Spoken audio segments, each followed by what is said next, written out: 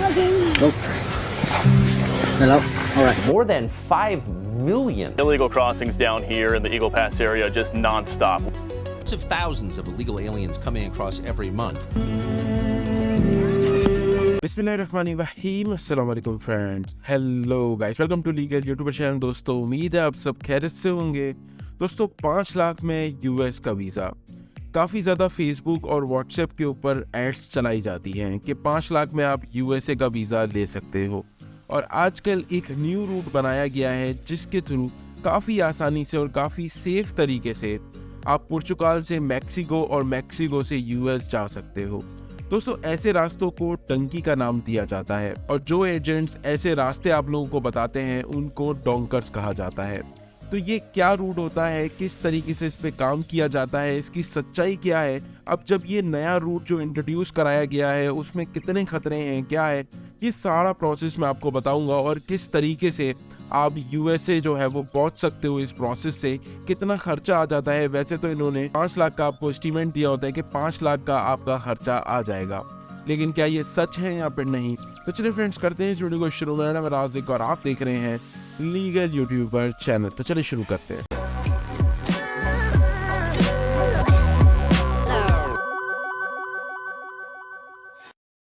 Video को start करने से पहले दोस्तों बता दूं कि जिन्होंने अब तक चैनल को सब्सक्राइब नहीं किया तो या प्लीज नीचे रेड बटन होगा उसको दबा दो, बटन को दबाना बिल्कुल मत भूलना ताकि आपको मेरा हर नोटिफिकेशन सबसे पहले देखने को मिले। फ्रेंड्स, पहले जब लोग इंडिया और पाकिस्तान से डंकी लगाया करते थे तो उस वक्त उनको पहले किसी भी एक छोटी सी कंट्री में भेजा जाता था, लाइक इक्वाडोर जैसी कंट्री, और उसके बाद आपको पनामा भेजा जाता था और देन फिर आप मैक्सिको जाते थे और उसके बाद फिर आप यूएसए जाते थे।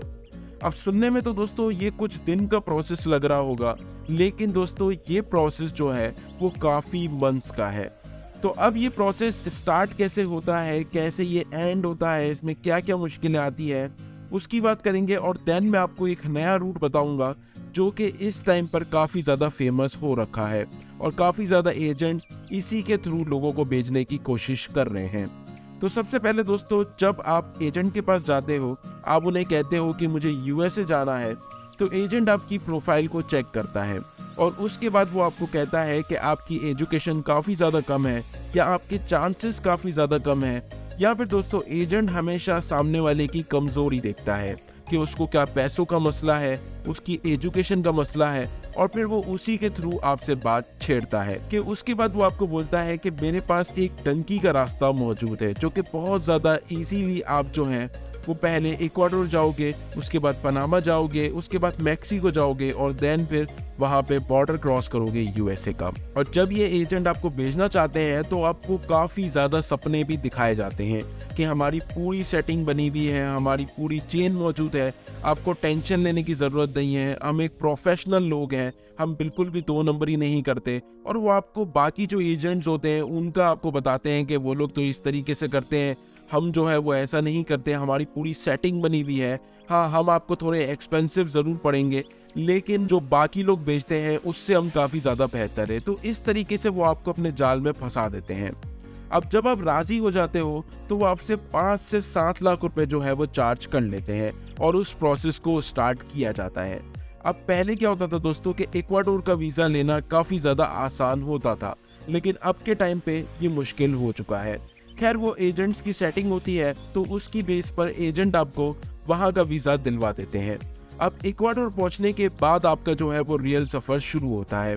अब आपको एजेंट की जो सच्चाई है वो इक्वाडोर पहुँचते ही पता चलना शुरू हो जाएगी, क्योंकि आपको एक तो खाना नहीं दिया जाएगा, बल्कि अगर आपको पानी पीना होगा या फिर वॉशरूम जाना होगा तो उसके लिए भी आपको उन एजेंट हजरात को जो है 5 से 7 हज़ार रुपये जो है वो देने होंगे।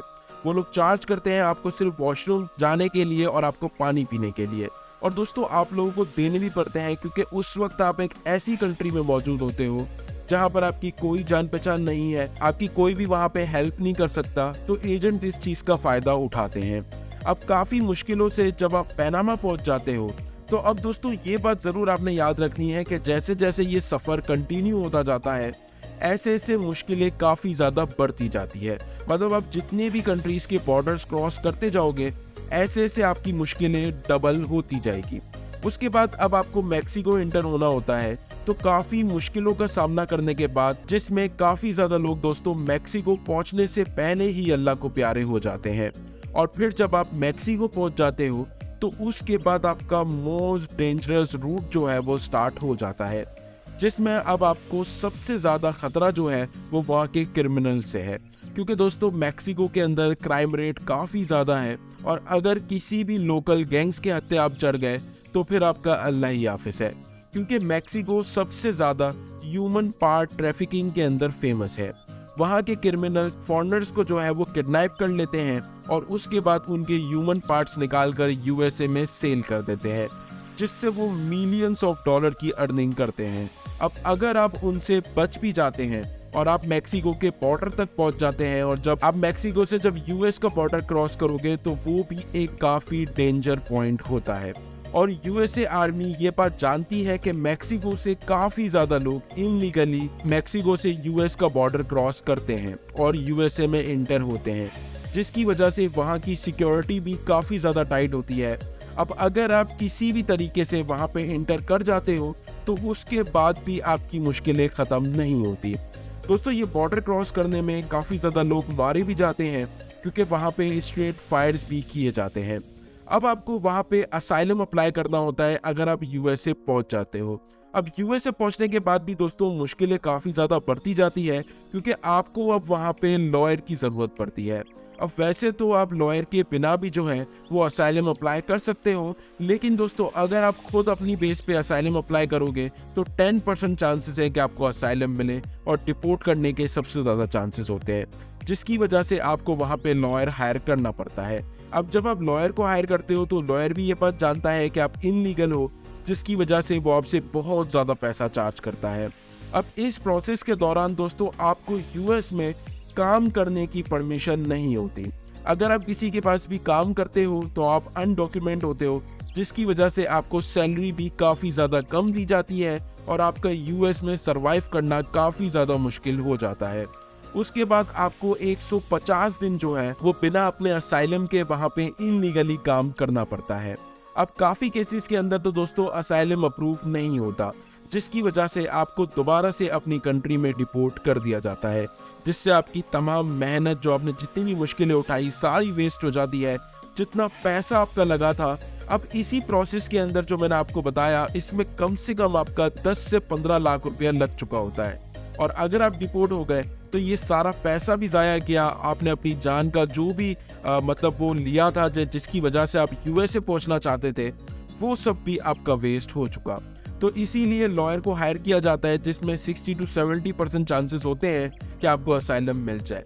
अब असाइलम मिलने के बाद फिर आप वहाँ पर लीगली काम कर पाते हो और फिर वहाँ पे अपनी फैमिली के लिए फिर कुछ कर सकते हो। अब दोस्तों बात करते हैं नए रूट की, जो कि पुर्तगाल से मैक्सिको और देन फिर यूएस का है। अब मैक्सिको से जो यूएस का रूट होता है दोस्तों, ये तो बिल्कुल सेम प्रोसेस है जो मैंने आपको ऊपर बताया, लेकिन जो आप इक्वाडोर और पनामा जाते हो उससे आप बच जाते हो क्योंकि आप डायरेक्ट जाते हो पुर्तगाल। अब दोस्तों पुर्तगाल जाने के बाद आपको वहाँ पे टीआरसी अप्लाई करनी होती है और 6 महीना कम से कम आपने रहना होता है, क्योंकि वहाँ की टीआरसी आने में 6 मंथ्स लग ही जाते हैं। जैसे ही आपकी टीआरसी इशू होती है फिर आपका एजेंट जो है वो वहाँ का जो डोंकर होता है उससे कांटेक्ट करा के देता है आपको। आप मैक्सिको जाते हो लीगली वीज़ा लेकर और फिर वहाँ से मैक्सिको से यूएस का बॉर्डर क्रॉस करते हो, जो कि वो भी इनलीगल है। और वही जो मैंने आपको ऊपर मुश्किलें बताई और फिर वही मुश्किलों का सामना आपने करना होगा, वरना तो फिर आपको डिपोर्ट कर दिया जाता है। तो फ्रेंड्स ये जितने भी रास्ते हैं ये कोई आसान नहीं है, ये काफ़ी ज़्यादा मुश्किल है। यहाँ तक कि अगर आप नेट के ऊपर सर्च करो और काफ़ी न्यूज़ेस भी आती रहती हैं कि काफ़ी हमारे पाकिस्तानी भाई, इंडियंस भाई इन चीज़ों के अंदर मारे जाते हैं। यहाँ तक कि वो बच्चों का भी नहीं सोचते, बच्चों को भी मार देते हैं और औरतों को भी मार देते हैं। इसीलिए दोस्तों इनलीगल वे आपने बिल्कुल भी सेलेक्ट नहीं करना, क्योंकि जितने भी इनलीगल वेज हैं ये सारे के सारे मोस्ट डेंजरस हैं। काफ़ी ज़्यादा आपने सुना भी होगा, जो लोग वहाँ पे पहुँच जाते हैं अगर आप उनसे भी पूछो तो वो आपको बताएंगे कि हम जाते वक्त 150 से 200 लोग थे और पहुँचे सिर्फ 20 से 25। तो ज़रूरी नहीं है कि 20 से 25 के अंदर आपका भी नाम हो अगर आप चाहो तो इसीलिए दोस्तों आपको ये टंकी वाला जो ऑप्शन है ये बिल्कुल भी सेलेक्ट नहीं करना चाहिए, क्योंकि ये काफ़ी ज़्यादा डेंजरस ऑप्शन है। हाँ, इसके लिए आप लीगली वे चूज़ कर सकते हो, जैसे कि अगर आप पुर्तगाल जाते हो लीगली 6 महीना आप रहते हो, वहाँ की TRC ले लेते हो। TRC लेने के बाद देखो आपको मैक्सिको नहीं जाना है, वहीं पे आपको थोड़ा बहुत काम करना है, अपनी ट्रैवलिंग हिस्ट्री को स्ट्रॉन्ग करना है, मज़ीद यूरोप कंट्रीज़ को एक्सेस करना है और देन फिर आप USA के अंदर लीगली दाखिल हो सकते हो। तो ये ऑप्शन थोड़ा सा हार्ड ज़रूर है, लेकिन आपको जान का मसला नहीं होगा, क्योंकि दोस्तों जब आप ये इनलीगल वे से जाते हो तो इसमें आपकी जान का खतरा सबसे ज़्यादा रहता है और 100 में से 70% लोगों की जान इसी के थ्रू जाती है।